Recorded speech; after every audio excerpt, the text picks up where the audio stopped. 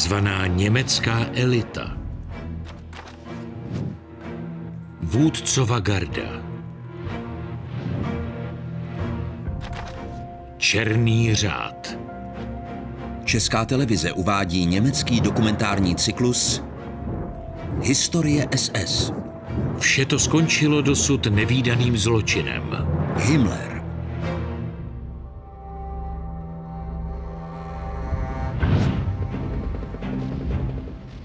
Nacistický režim ovládal ještě na konci roku 1942 velké části Evropy. Hitlerův Wehrmacht však utrpěl na východní frontě rozhodující porážku a konečné vítězství se Německu s každým dnem vzdalovalo. Šéf SS Himmler v té době většinou pobýval na svém velitelském stanovišti Hochwald, odkud na Štědrý den napsal své rodině: musím hodně pracovat, ale s tím nic nenadělám. Bunkr Hochwald se nacházel hluboko ve východním Prusku, v těsné blízkosti Hitlerova hlavního stanu Wolfschanze, Vlčího doupěte. Pokud byste se chtěli vcítit do Hitlerova myšlení, stačilo se podívat, co dělá Himmler. Nikdo jiný totiž neinterpretoval a nechápal Hitlerovy rasově politické tužby přesněji než právě on. Po dobu Himmlerových pracovních dnů odhaluje jeho služební diář, nalezený v roce 2016 v moskevském archivu. Jsou v něm zaznamenány veškeré schůzky Reichsführera SS. Ku příkladu inspekce Sonderkommanda SS, což byl v tomto případě krycí název pro vyhlazovací tábor Sobibor v okupovaném Polsku. V únoru 1943 si Himmler přijel továrnu na smrt osobně zkontrolovat. Vedení tábora mu díky včasnému varování hlásilo: tábor v současnosti sice není vzhledem k celkové dopravní blokádě v plném provozu, ale to nebrání zamýšlené kontrole. Do Sobiboru bylo přivezeno 200 židovských dívek a žen z okolí, které mysleli, že jsou v pracovním táboře. Proto se nedivili, že se mají svléknout a odejít do sprch. Jenže ze sprchových hlavic proudil na místo vody oxid uhelnatý a všechny dívky a ženy se udusily. Himmler práci svých mužů na následné večeři pochválil. Říšský vedoucí SS, který působil nevýrazným až slabožským dojmem, patřil ve skutečnosti k nejďábelštějším a nejvlivnějším architektům hrůz nacistické rasové noční můry. Heinrich Himmler byl Hitlerovým nejmocnějším komplicem. Ale jak se právě on stal masovým vrahem? Vražedné ideály. Himmler byl ke konci druhé světové války druhým nejmocnějším Němcem, hned po Hitlerovi. A jako takový byl zodpovědný za teror, okupaci, krutovládu a holokaust. Jeho jméno se stalo pro miliony lidí synonymem hrůzy. Mezi osoby, které se s ním stýkaly, patřila i Traudl Jungeová, která byla od roku 1942 jednou z Hitlerových osobních sekretářek a tu šéf SS při jejich prvním setkání překvapil. Himmler působil ve skutečnosti dost plaše. Nevystupoval sebevědomně, vojensky ani arogantně. Připomínal spíš plachého úředníka. Vrah století měl našlápnuto ke středostavovskému životu.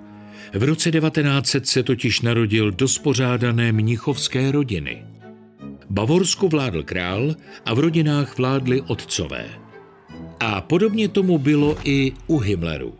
Heinrichův otec Josef byl váženým gymnazijním učitelem, zatímco jeho žena Anna se starala o domácnost, výchovu svých 3 synů a o dům.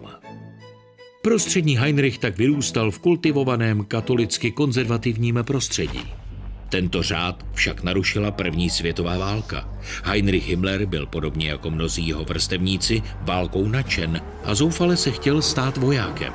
Jenže v té době byl na vojenskou službu ještě příliš mladý. Německá porážka v roce 1918 byla pro Himmlera národní i osobní katastrofou. Himmler se nemohl smířit s myšlenkou, že právě on, který snil o důstojnické dráze a hned po maturitě chtěl vstoupit do armády jako dobrovolník, přišel o možnost dokázat na frontách velké války své schopnosti. Himmler se musel rozloučit se svými sny a po zbytek života trpěl nutkavou představou, že musí dohnat vše, co zameškal. Německo se stalo po pádu monarchie v listopadu 1918 demokracií. Himmler uvěřil lži, že za porážku Německa mohla revoluční hnutí. Bavorskou republiku Rad nakonec v roce 1919 svrhly společné síly pravidelné německé armády a radikálních polovojenských jednotek. Příslušníci tzv. Národní pravice bojovali nejenom proti komunistům, ale i proti Židům. Lidé hledající viníky válečné porážky hltali konspirační teorie, k nímž v podstatě patří i antisemitismus. Některá studentská bratrstva přestala přijímat Židy s odůvodněním, že nejsou příslušníky německé rasy. Himmler nastoupil v létě 1919 na studia agronomie na Mnichovské univerzitě, kde ho coby člena studentského bratrstva nezajímal ani tak antisemitismus, jako spíš vojácké vystupování.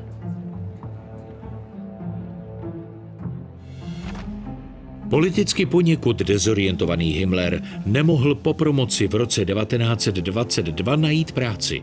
V té době také zrušil své členství v katolické bavorské lidové straně a vstoupil do pravicově extremistického vojenského uskupení Reichskriegflagge. Krátce na to pak rozmnožil členské řady nedávno vzniklé NSDAP. Adolf Hitler se v Mnichově pokusil v listopadu 1923 o puč. Toho se aktivně účastnil i Himmlerův Wehrverband, který zablokoval úřady na Ludwigstraße. Himmler na barikádě coby hrdý praporečník třímající říšskou válečnou zástavu. Teď z něj byl, byť jen na krátký okamžik, voják. Pokus o puč byl však už po pár hodinách potlačen. Sbírka Himmlerových knih obsahovala mimo stále větší množství děl tzv. Völkisch literatury i antisemické spisy a germánské hrdinské ságy. Budoucí Reichsführer SS si zapsal: Cítím, že i já patřím k těmto teutonům. V tomto pocitu jsem však zatím osamocen. Jeho literární sbírku obohatily i knihy o Hitlerovi, o němž si v roce 1924 napsal: Jeho projevy jsou skvělou obhajobou germánství a árijství. Hitler, který si odseděl 9 měsíců za vlastizradu, obnovil po propuštění na svobodu NSDAP, s jejíž pomocí se chtěl dostat k moci ústavní cestou. Himmler, který obnovil své členství, se v té chvíli definitivně rozešel s politickými názory svých rodičů a stal se zapáleným nacistou a radikálním antisemitou. Himmler za svého mládí podle všeho nezastával žádné zvláštní antisemické postoje. Jakmile však propadl nacistické ideologii, radikalizoval se a stal se oproti dřívějšku mnohem větším antisemitou a nacistou. Himmler se stal v roce 1925 politikem na plný úvazek a v rámci NSDAP zpočátku zastával nižší post ve straně.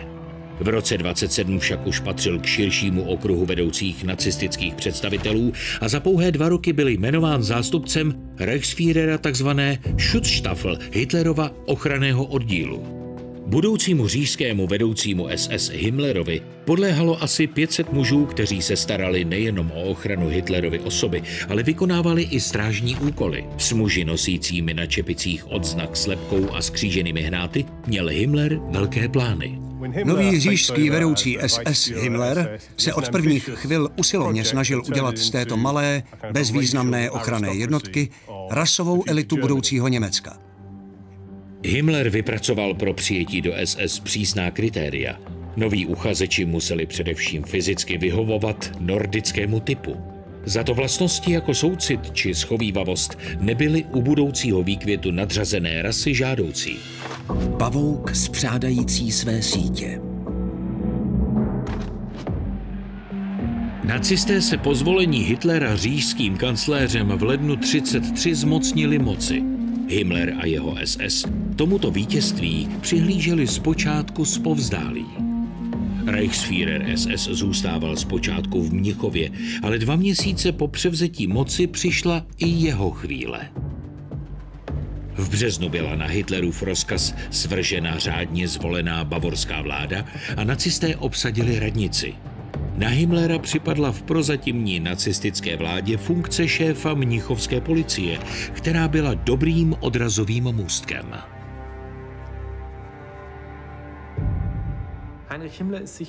Heinrich Himmler rozhodně neoplýval žádným zvláštním osobním kouzlem a ani zdaleka neodpovídal ideálu SS. Byl však brilantním a bezohledným politikem, který uměl v zájmu dosažení svých cílů dosadit své oddané stoupence na správné posty.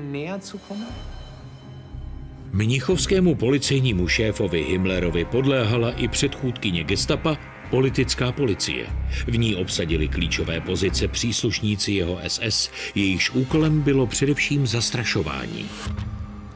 Prvním symbolem Himmlerovy vlády se stal koncentrační tábor Dachau.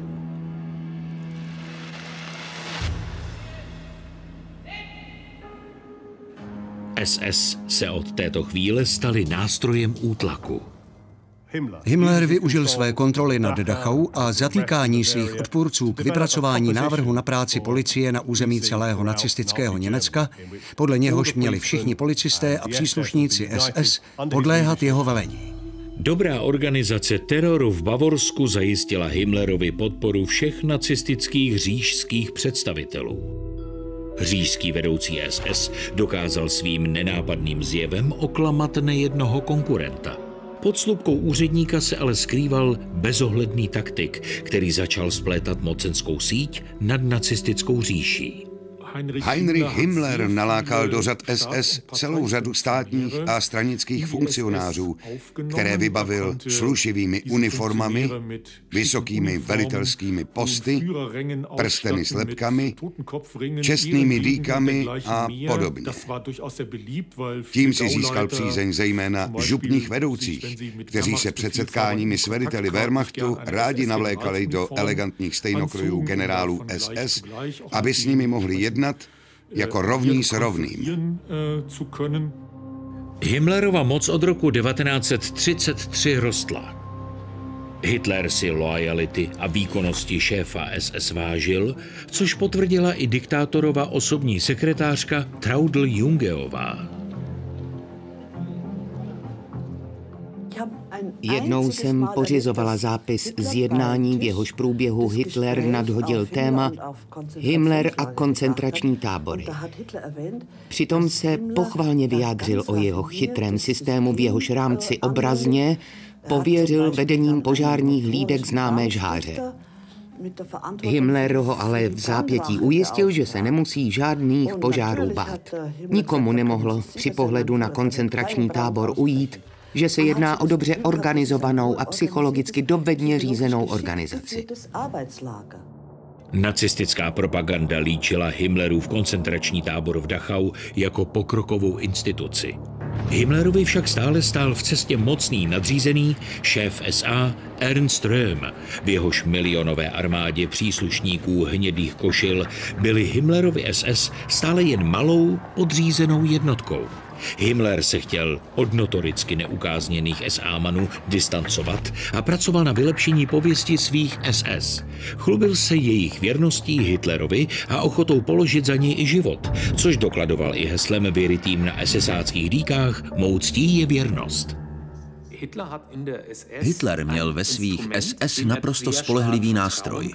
Röhmovi hnědokošiláči s ním totiž nebyli na rozdíl od SS tak pevně svázáni. I proto Hitler pověřil likvidací Ernsta Röhma i části vedení SA právě Himmlerovi SS. Himmler se navíc aktivně podílel na spřádání zákulisních intrik proti Röhmovi. Hitler odměnil Himmlera za zradu na SA tím, že vytáhl SS z jejich dosavadního stínu. Říšský vedoucí SS Himmler se díky tomu stal přímým Hitlerovým podřízeným. Pro Himmlera bylo typické, že se nikdy navenek nechoval jako alfasamec, ale vůči Hitlerovi se vždy vymezoval v roli pracovitého sluhy.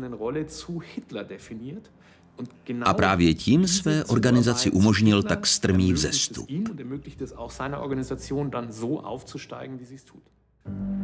Himmler, dávající navenek bezvýhradnou oddanost Hitlerovi, vystupoval ve své stále rostoucí říši SS jako autokrat, dohlížející osobně i na ty nejmenší detaily. Rasističtí bojovníci. Himmler se při budování SS zhlédl v germánských hrdinech.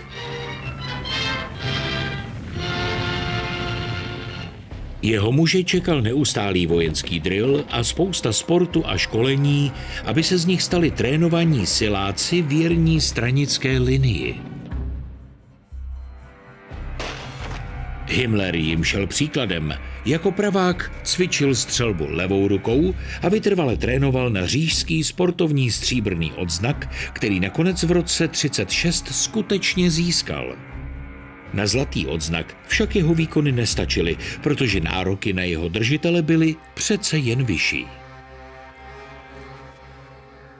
Sny o SS, co by jádru jakési chovné elity, která by obnovila slávu německého národa, však stále zůstávaly nedosažitelné. Himmler doufal, že se mu podaří eliminovat vše, co je z jeho pohledu rasově špatné, a svůj národ alespoň přiblíží nordickému ideálu. SS se měli v jeho představách stát jakousi šlechtitelskou stanicí, která by přispěla k vytvoření čisté germánsko-nordické panské rasy. K tomu se upnul. Hlavním posláním řádu SS byla čistota německé krve. Na to jsme přísahali. Himmler už v roce 1931 nabádal své SSáky ke sňatkům, což zdůvodňoval zachováním rasově a dědičně dobré krve. Žádný příslušník SS se nesměl oženit bez jeho svolení a neuposlechnutí tohoto příkazu znamenalo okamžité vyloučení z řad SS. Musela být prověřena i každá nevěsta, zda je z pohledu SS dostatečně přínosná, zda má dědičný árijský původ a zda je fyzicky zdravá a rasově čistá. Těmito prověrkami byl pověřen hlavní rasový a osidlovací úřad, který také zkoumal vhodnost kandidátů uniformy SS. Konečné slovo měl ale pouze Himmler. Himmler zasahoval do soukromého života příbuzných svých mužů a radil jim. Bezdětným ženám například doporučoval vhodnou léčbu neplodnosti. Dbal na to, aby budoucí matky navštěvovaly vzdělávací kurzy a dohlížel i na politickou spolehlivost SSáckých nevěst. Teprve pak udělil povolení k sňatku. Himmler byl v tomto ohledu zkušený. Už od roku 1928 byl totiž ženatý s o 7 let starší plavovlasou a modrookou zdravotní sestrou Margarete. Z jejich svazku vzešla v roce 1923 dcera Gudrun. Himmler se i na dálku prezentoval jako oddaný rodinný typ. Své ženě pravidelně telefonoval a psal, což dokazuje i jeho dopis z léta 1942. V příštích dnech mě čeká návštěva Lublinu, Zamošči, Osvětimi, Lembergu a pak kontrola nových ubikací. Jsem zvědavý, zda se vůbec dostanu k telefonu. No, mějte se obě hezky, mnoho srdečných pozdravů a polibků, tvůj papi. Vzhledem k tomu, že Margarete už nemohla mít další děti, souhlasila v roce 1933 s adopcí syna zemřelého SSáka.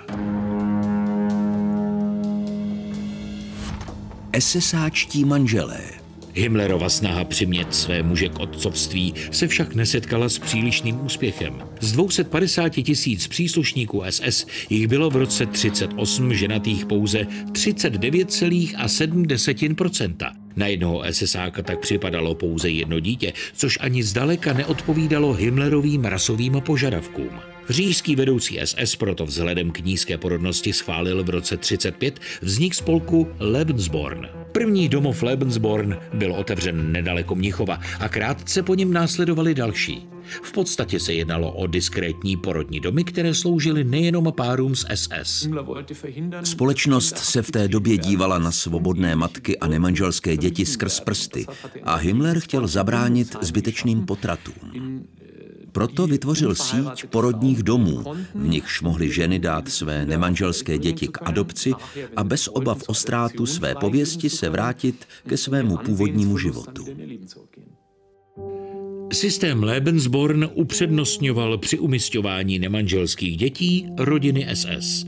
Celý projekt byl financován z povinných odvodů SS-manů, přičemž nejvyšší částky platili ti bezdětní. Do konce války se v domovech Lebensborn narodilo v Německu okolo 9 000 příslušníků samozvané nadřazené rasy.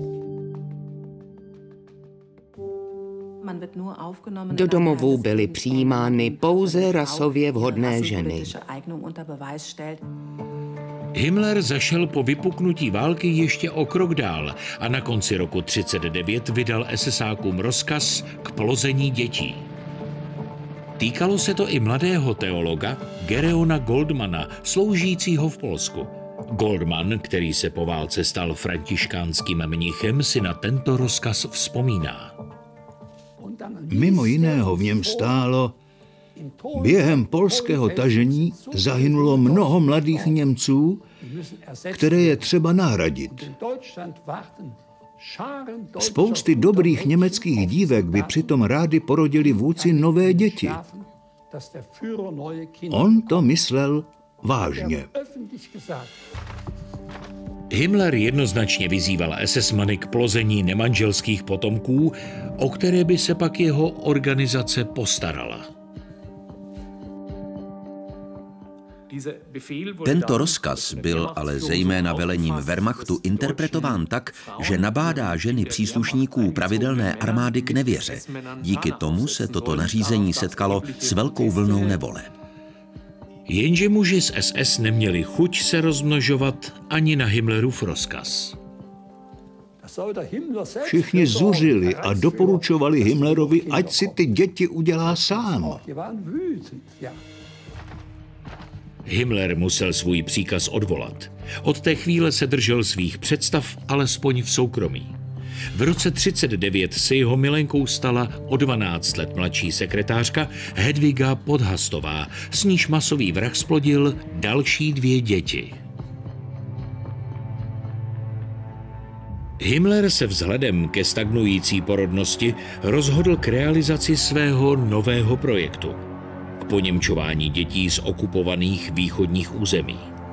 Jediným kritériem byla rasově dobrá krev. To byla nelidská myšlenka. V těchto smíšených národech se vždy najdou rasově velmi dobré typy. A naším úkolem je teď odvést děti těchto lidí k nám. Dostat je z toho prostředí. I kdybychom je měli ukrást. Himmler vydal rozkaz k vyhledávání blondětých a modrookých dětí. Dětí typu Alojzyho Tvardeckého, který se tehdy stal cílem Himmlerových pohůnků. SSáci nařídili uprostřed noci jeho matce, aby Alojzyho vzbudila, oblékla a pod dohledem jej odvedla na nádraží. Tam byly děti matkám odebrány a rozděleny do různých vagónů. Pro malého Alojzyho tím začal nový život.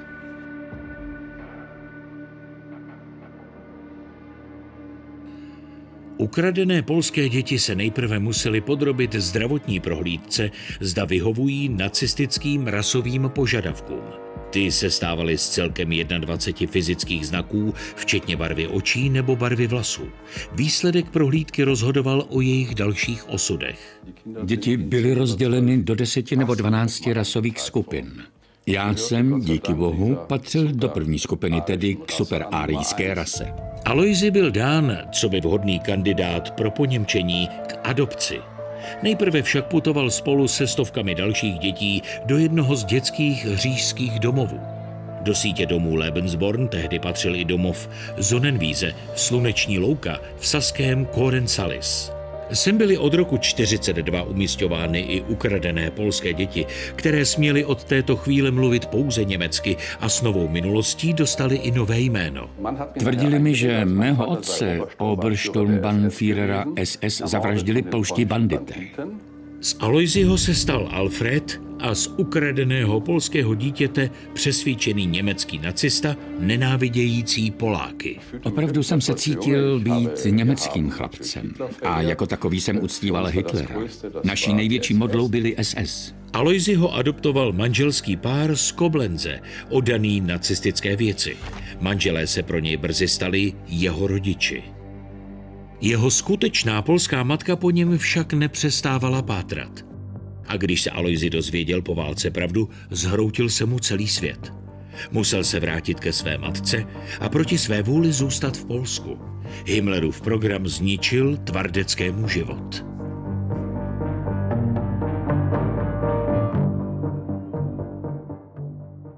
Krádež dětí, jejíž obětí jsem byl i já, patří podle mě k vůbec nejtěžším zločinům nejenom pro národ, rodinu, ale i pro jednotlivce. Tohle na dosmrti poznamená duši každého postiženého, byť navenek nejsou ty jizvy patrné. Himmler nechal do říše deportovat 10 000 dětí, aby jimi takzvaně osvěžil germánskou krev. Mnohé z nich nikdy nepoznali svůj skutečný původ. Teuton. Poznávacím znamením SS byly mimo černých uniform i bílé runy, symbolizující podle Himmlera germánskou houževnatost a hrdinství.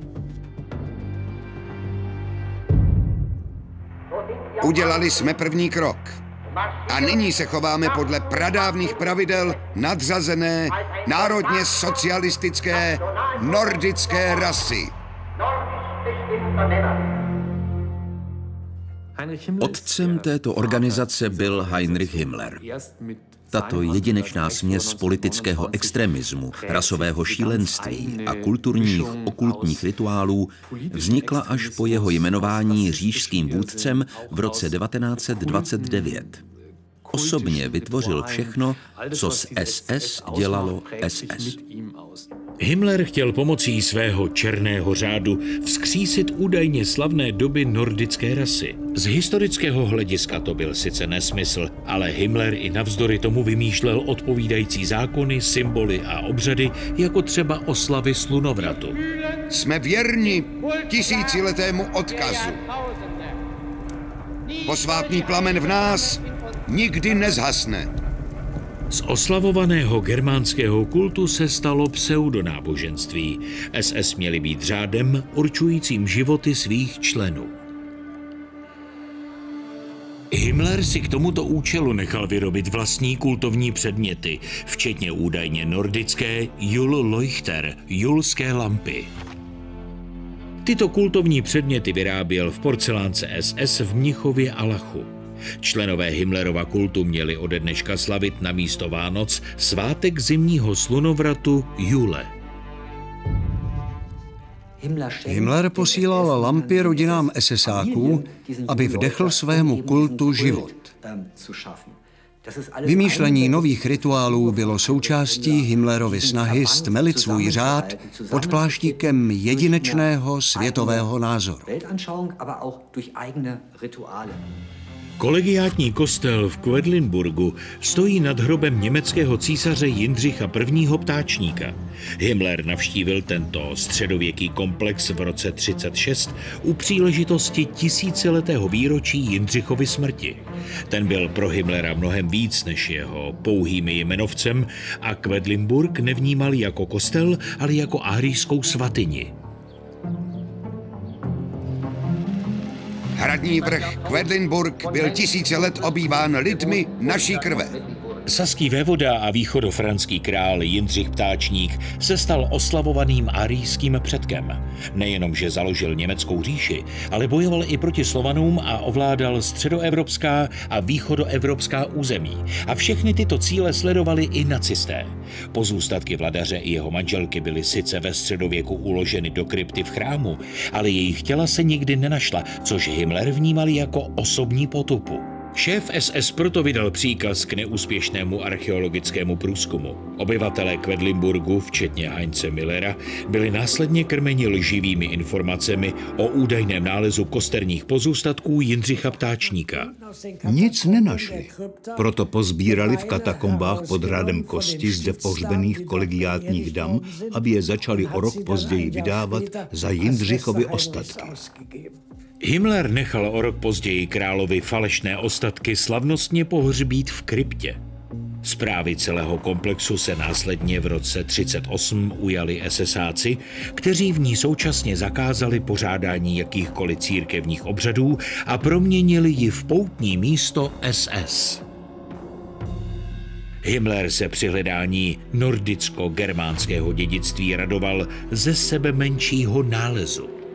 V roce 1935 založil výzkumný ústav Ahnenerbe, jehož archeology i amatérské hledače pověřil hledáním důkazů z raných árijských dob, kterými by dokázal nadřazenost nordické rasy. Výkopy z pověření SS probíhaly i zde v okolí Berlína. Právě svastika byla v každém období hrdinského probuzení symbolem, který provázel germánské kmeny na jejich světodějné cestě. Většina z nálezů byla z vědeckého hlediska bezcenná. V konečném důsledku šlo spíše o jakési germánské modlářství, protože Himmlera nezajímal skutečný život germánských kmenů, ale spíše se snažil promítnout své vlastní názory do imaginárního teutonství. Toto žonglování s germánskou minulostí bylo vštěpováno i všem účastníkům SSáckých výcvikových kurzů. Himmlerovu černému řádu však stále chybělo rituální místo setkávání. Wewelsburg u Paderbornu. Zdejší hrad zaujal Himmlera především svou polohou. Ležel přímo v srdci údajné germánské říše. Renesančního zámku se proto v roce 1934 zmocnili SS, které chtěli z Wewelsburgu udělat své duchovní a strategické centrum. Ve Wewelsburgu se mělo pravidelně scházet zejména nejvyšší vedení SS, tedy velitelé od hodnosti SS Obergruppenführera výš, aby tu společně projednali budoucí plány. Himmler Wewelsburg podle zápisů v kapesním diáři pravidelně navštěvoval a kontroloval průběh renovačních prací. Čím větší moc si nárokoval, tím monumentálnější byly jeho plány. Wewelsburg se měl po konečném vítězství změnit v centrum obrovského komplexu a ukázkou megalomanie SS.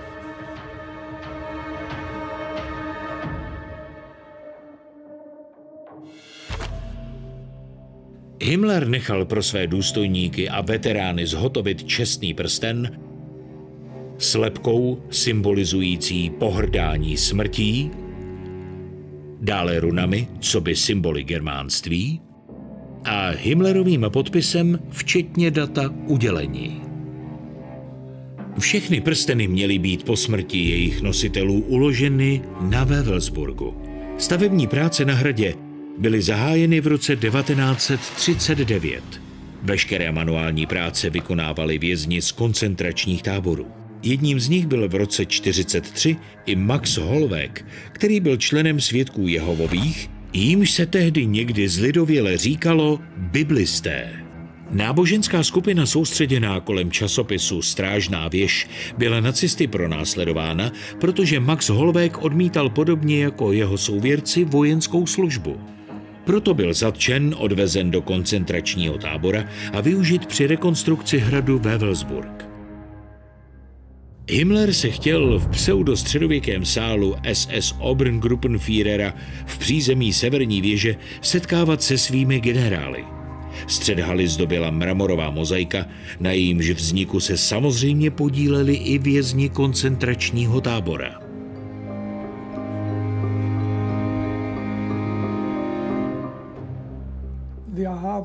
Mramorovou podlahu ve slavnostním prostoru Portika jsme leštili ručně. Při úpravách ve Welsburgu zemřeli, stejně jako zde v Lomu, stovky lidí. Životy otroků černého řádu SS, k nimž patřil i Max Hollweg, byly ve světě elitního germánského řádu naprosto bezcenné. Krev a půda. 1. září 1939 vtrhli Němci do Polska, aby se o 5 týdnů později radovali v troskách zničené Varšavy ze svého vítězství.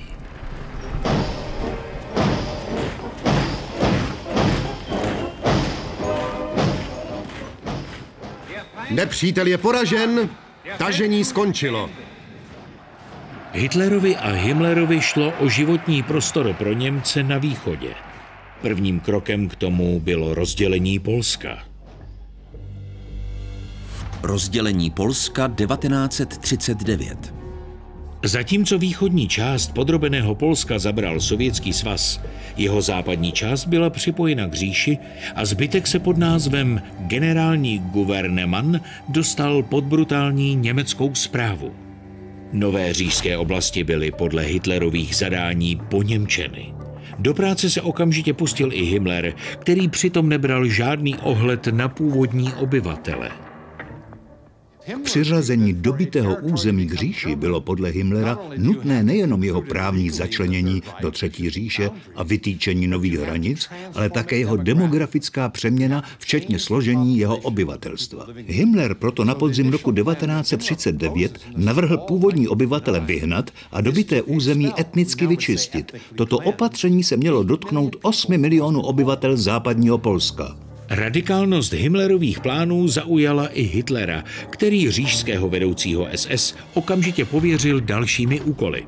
Himmler byl od této chvíle zodpovědný za, cituji, konsolidaci německé národnosti a tím i za celou německou východní osídlovací politiku. Moc SS zase o něco vzrostla. Pro Himmlera to byl i osobní úspěch. Už od mládí totiž snil o životě východoevropského osadníka. I proto, co by 25letý vstoupil na začátku své nacistické kariéry do společnosti Artaman národního osadnického hnutí, který působil především ve východní části Německa. Spolek Artaman Gesellschaft razil ideologii Blut und Boden, krev a půda. Jeho členové byli přesvědčeni, že zemědělský život je jediným správným ryze německým způsobem života a požadovali zemědělské osídlení střední a východní Evropy. Artamanové zakládali ve 20. letech 20. století vlastní osady v Pomořansku a Mecklenbursku. Chtěli se vrátit ke svým kořenům, uniknout problémům moderní doby a dosáhnout soběstačnosti. Podobnými myšlenkami se Himmler zabýval po celý svůj život. Už před rokem 1933 vlastnil se svou ženou Margaretou hospodářství v Bavorsku, na kterém choval slepice, králíky, prasata, stejně jako jeho předkové. Vzhledem ke svému rostoucímu pracovnímu vytížení v rámci Třetí říše však neměl na své hospodářství čas. Se zemědělstvím však zůstal spojen i jako vrcholový nacista. Coby vystudovaný agronom nechal své podřízené v rámci projektu Příroda jako zdroj síly zkoumat rostliny.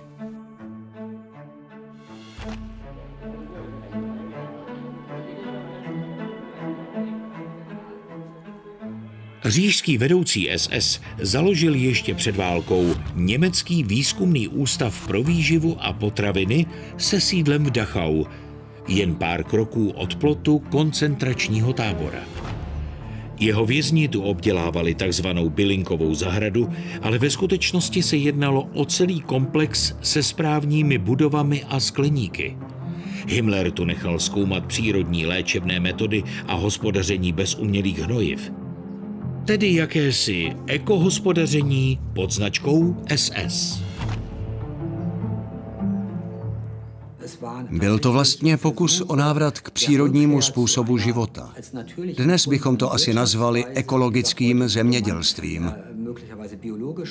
Za vším se však skrývala jakási romantická představa o zemědělcích, obdělávajících svou hroudu.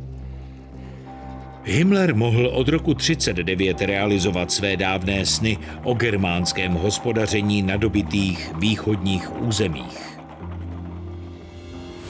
Příslušníci všech německých menšin žijících na východ od říšských hranic měli pod heslem Heim ins Reich, domů do říše, osidlovat nové říšské okresy. Jednalo se o takzvané etnické Němce z Ukrajiny, Rumunska či pobaltských států. Domů do říše se vracejí i litevští Volksdeutsche, kteří tak následují vůdcovu výzvu.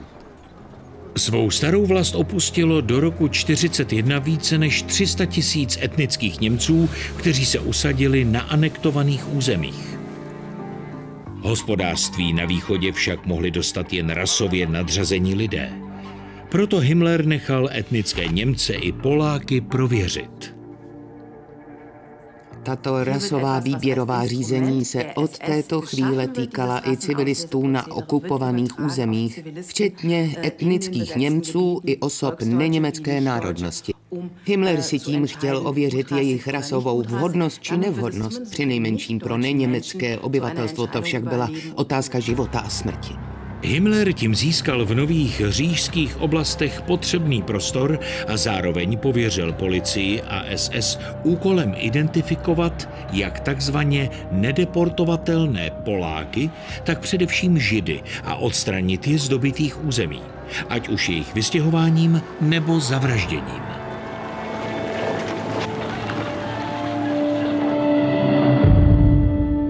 Himmler přenesl v roce 1941 po německém útoku na Sovětský svaz svůj nelidský germanizační program i na nově dobytá území.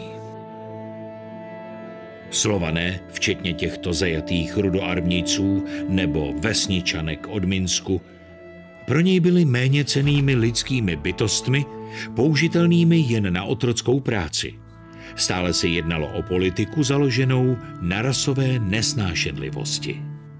Nejvyšší rasou na světě byli Árijci, zatímco tím nejhorším lidským plemenem, z něhož vzešly všechny zlé myšlenky, včetně křesťanství, bolševismu, kapitalismu, byli Židé. Prvořadou povinností tak bylo podle Himmlerova vnímání světa jejich odstranění z árijské společnosti. Himmler se v následujících letech zaměřil hlavně na genocidu, páchanou zprvu mobilními popravčími četami a později i hrůzným systémem sběrných a vyhlazovacích táborů. Auschwitz-Birkenau, Osvětim-Březinka. SS zde zavraždili více než 1 000 000 lidí. Pod datem 4. října 1943 je v Himmlerově diáři zapsáno návštěva Gruppenführer Tagung Posen, konference Gruppenführerů v Poznani. Šéf SS na ní otevřeně hovořil o psychické zátěži členů popravčích čet i jejich sebevědomí. Většina z vás ví, jak vypadá 100, 500 nebo 1000 mrtvol na hromadě. A vydržet takovýto pohled a zůstat až na pochopitelné lidské slabosti, slušný, nás může jenom posílit. Většinou se o tom nemluví a nikdo se s tím nechlubí. Vraždění a mučení bylo nutné provádět v zájmu německé rasy, nikoli pro osobní prospěch či potěšení. On vždy velmi dbal na zdání slušnosti, což byl ale pochopitelně jenom mýtus. Lepší představu o dění v táborech si můžeme udělat ze soukromých fotografií velitele tábora. Díky nim víme, že tam vládla svévole. Někteří Himmlerovi muži se bezostyšně obohacovali, jiní se vyžívali v bytí a mučení. Ku příkladu SSáčtí dozorci v Sobiboru si vybírali z řad nově příchozích jedince, které nutili k tanci. Teprve pak je nahnali do plynové komory. Podle Himmlera by se jeho muži neměli, tak říkajíc, zpronevěřovat slušnosti. Tresty hrozily jen těm, kteří se obohacovali. Kdo si přivlastní byť jen jedinou marku, bude odsouzen k smrti. Prázdná hrozba. Táboroví dozorci na všech úrovních si ve skutečnosti mastili na obětech kapsy. Olupovali je už při příjezdu, tedy obvykle ještě před formální registrací cenností, podle hesla, co oficiálně neexistuje, nemůže být ukradeno. Himmler si byl těchto nepravostí vědom, ale málo kdy je postihoval. Obraz SS jako nacistické elity nesměl být pošpiněn. Podvod.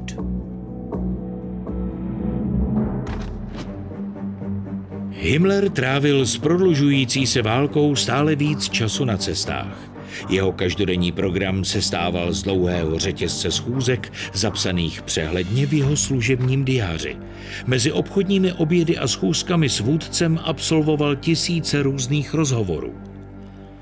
Hitler měl o Himmlerovi vysoké mínění i v roce 1944 a stále ho považoval za zcela výjimečnou osobnost v rámci celé říše. Himmlera však trápila jedna věc. Neustále se setkával s veliteli Waffen-SS, kteří se pyšnili nejvyššími vyznamenáními. Na jejich hrudích se blýskaly medaile, zatímco jeho uniformu zdobil jen zlatý stranický odznak.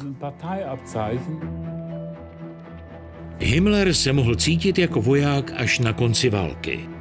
V lednu 1945 byl totiž pověřen vrchním velením skupiny armád Wisla, armády hájící hroutící se východní frontu. Válka nyní zuřila na dohled od německých hranic a Himmlerova armádní skupina měla zastavit postup Rudé armády, před níž prchali 100 000 lidí.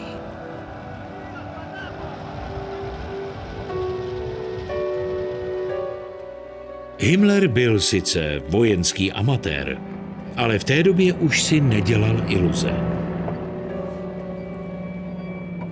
Himmler byl natolik bystrý, že si v roce 1944 uvědomil, že Německo nemůže válku vyhrát a začal hledat jiná východiska.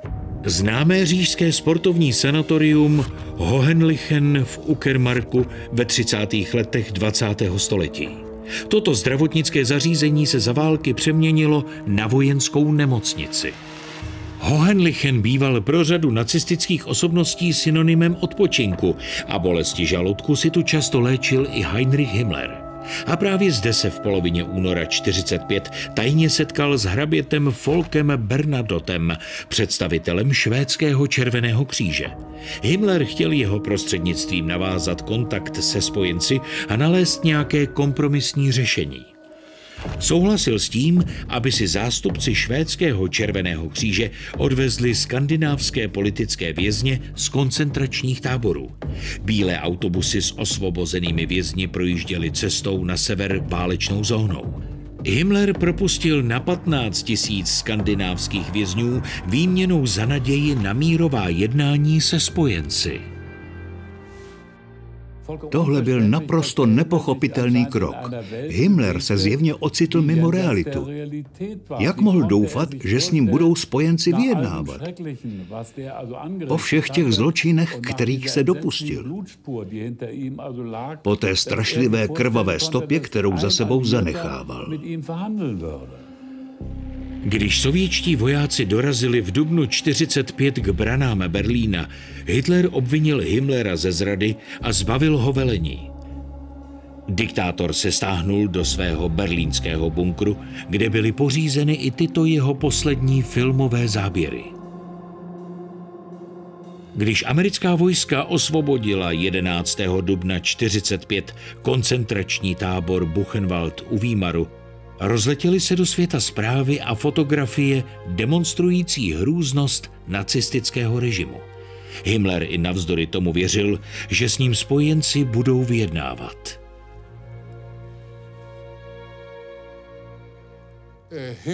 Himmler byl přesvědčen, že Západ chce bojovat spíše proti bolševikům, než proti nacistům.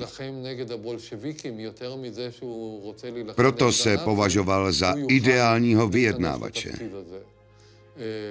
Nechápal, že nacisté zašli příliš daleko.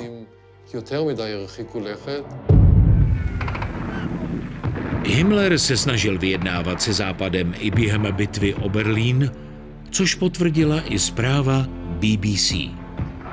Himmler podle našich informací nabídl bezpodmínečnou kapitulaci Velké Británii a Spojeným státům, nikoli však Sovětskému svazu. Hitler se o tomto Himmlerově veletoči dozvěděl ve svém berlínském bunkru. Jeho věrný Heinrich, jeden z jeho nejvěrnějších nohsledů, ho takto zradil. Bernd Freitag von Loringhofen, působící jako pobočník náčelníka generálního štábu ve Führerově bunkru, vzpomíná. Hitlerovi se zhroutil svět. Zradilo i ten nejvěrnější z věrných, Himmler.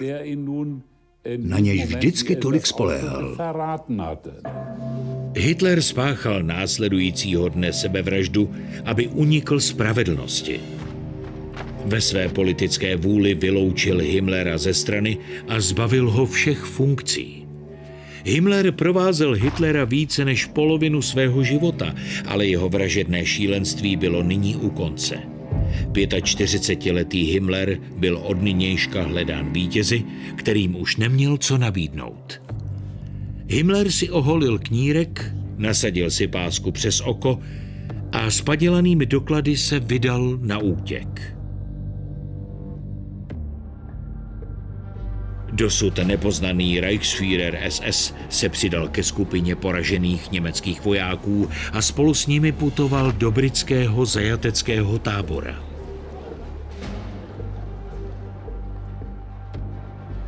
Po odhalení své totožnosti byl převezen na velitelství britské bezpečnostní služby v Lüneburgu. Jenže během vyšetření ústní dutiny vojenským lékařem rozkousl kyanidovou kapsli. Masový vrah zemřel 23. května 1945. Britští vojáci pohřbili jeho tělo nedaleko Lüneburgu. Přesná poloha jeho hrobu zůstává dodnes neznámá.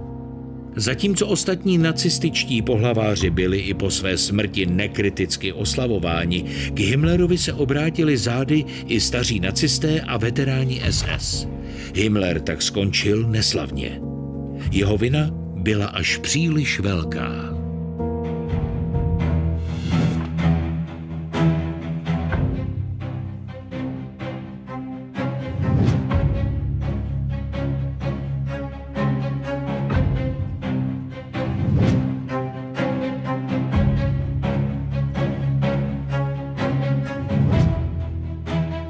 Vyrobila Česká televize 2023.